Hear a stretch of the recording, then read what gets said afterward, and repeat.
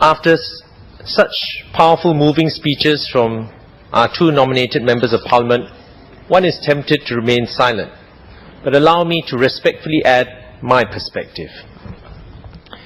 In the run-up to this debate, I read an interview or feature in the new paper where Mr Siew Kum Hong was asked for his personal background and his reasons for bringing this parliamentary petition.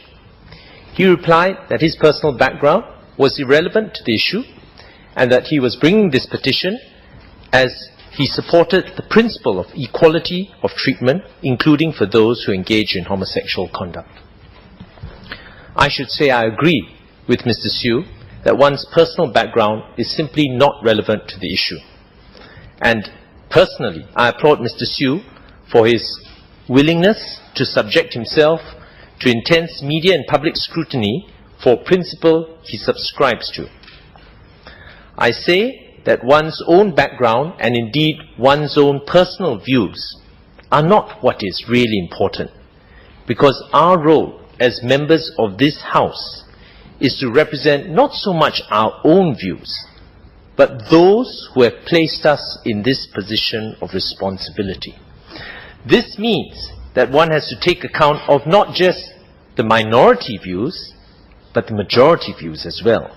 To not just listen to the vocal, the articulate, the high-profile spokesman for their various causes, but to try and discern the views of the vast and silent segments of the population, whose views and feelings run just as strong. It is generally accepted that a large portion of the population remains uncomfortable with, even troubled by, homosexual behavior. The Straits Times ran a poll where something like 70% expressed discomfort with these views. Those of the Muslim faith, many with Christian beliefs, oppose the condoning of homosexual conduct. Do their views not have to be taken into account? Is this tyranny of the majority? Some commentators think that it is outmoded for our laws to reflect the moral and social values of the people it governs. I disagree. In our nation, which has as one of its ingrained principles the rule of law, indeed it's usually considered one of our competitive strengths as well, the law stands not just as a boundary line of what conduct will or will not be prosecuted, but as a moral compass of what we stand for. It is a benchmark of our values, our beliefs, not just a reference book to determine when we can sue and when we can be sued. That is why our courts, in interpreting the law, have always required parties to observe not just the letter of the law, but also its spirit and its purpose.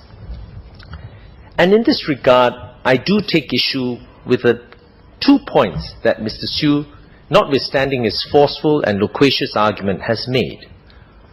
The first is that because the ministry has said that Section 377A will not be proactively enforced, that it is an admission that no harm results from it. I think other speakers more eloquent than me have spoken of the social and psychological and moral harm that can result from embarking or slipping down this slippery slope. I prefer to think that the stand of the ministry is not because they recognize that there is no harm, but because they wish to show some degree of tolerance to those who subscribe to a different view, to give them some space in their personal lives. But they are standing firm on what the principles and beliefs that our society stands for in continuing to have this law on the statute books. Mr. Siew also says that he does not agree with this signposting argument, because to him, signposting is an all or nothing approach. Again, I have to respectfully disagree. There are certain key markers in all our laws which resonate through the fabric of our society more than others. For instance, how many of you had heard of Section 498, which has to do with enticing a married woman And how many of you consider that doing away with that law means that this House is permitting adultery or promiscuity?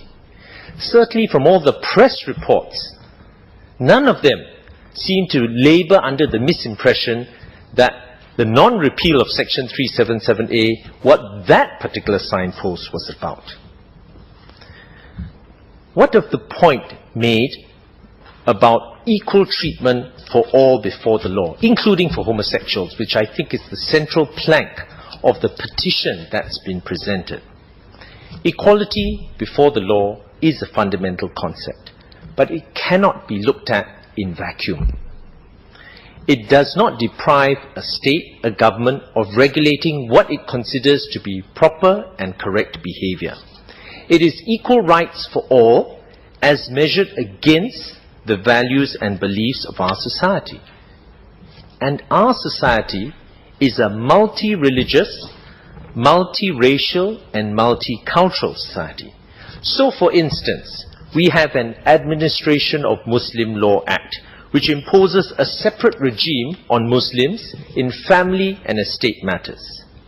Yet we do not hear complaints about unequal treatment from either Muslims or non-Muslims. It is accepted as part of our multicultural, multi-religious Singapore. To take another more recent example, the Human Organ Transplant Act, HOTA, where Muslims are not subject to the same opting out provisions on account of their religious beliefs. Even then, discussions and consultations are going on within the Muslim community and outside to remove this particular difference. Again, the principle of equal treatment of all has to be moderated by our aim of preserving harmony among our different races, of mutual respect for each other's beliefs. I do not believe that anyone seriously contends we should not continue to uphold this. Having said that, there may be something to be learnt from HOTA and the discussions relating to its possible change to those who support the removal of Section 377A. It is an object demonstration that laws can and do change, based on a reconciliation of different views. But such changes, particularly when they involve deeply held, deep-seated religious and moral beliefs, do take time, and they cannot be forced. And indeed, I hope that all concerned in this particular lobby effort will be patient and understand that the views of others do count as well, and try to give this issue more time and not let it be something that divides our society. Overall, Mr. Deputy Speaker, sir, the changes to the Penal Code make it more relevant to this day and age and are to be welcomed. Mr. Deputy Speaker, sir, I support the bill.